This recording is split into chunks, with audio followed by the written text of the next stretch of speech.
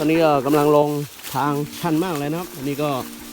เราต้องจับเถาวัลย์ละทีนี้จับเถาวัลย์ละพี่บอลบอกว่าต้องเบรกดีๆฝั่งนู้นไปได้เหรอฮะลงได้ทางเดียวนะครับลงได้ทางเดียวนู่นนะครับทางที่ชันมาก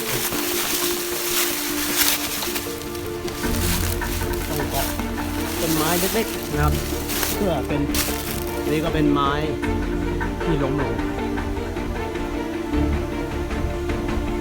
เราจะลอดใต้ต้นไม้นี่นะ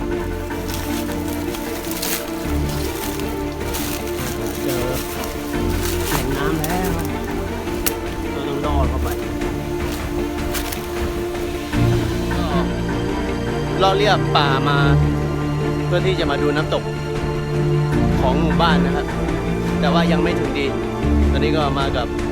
พระเพื่อนนะครับแล้วก็น้องสามเณรอีก3 รูปพระเพื่อนอีก2 รูปรวมผมก็เป็น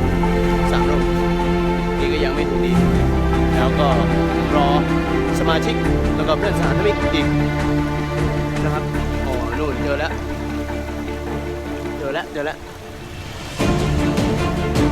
น้ำตกอยู่ข้างหน้าอันนี้ก็เป็นพระอาจารย์กิติศักดิ์ครับจะไปฝั่งนู้นนะครับนั่นก็จะเป็นน้ำตก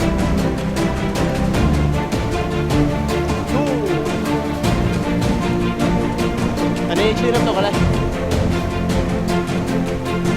น้ำตกไม่มีชื่อน้ำตกสุรศักดิ์